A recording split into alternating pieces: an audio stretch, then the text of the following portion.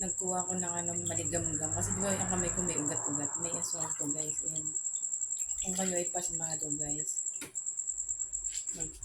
Ano kayo na maligamgam. Ayan. Para mawala yung pasma niya.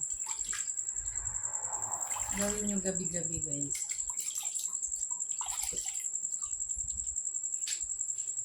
Para mawala yung mga ugat-ugat natin.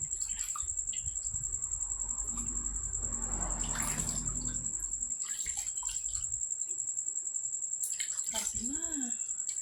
Pasma, doon ka dudut-dut. Medyo may natinit na siya guys.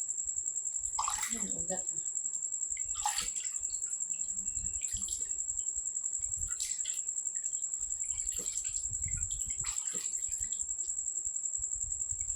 Lamig. Lamig kasi diba?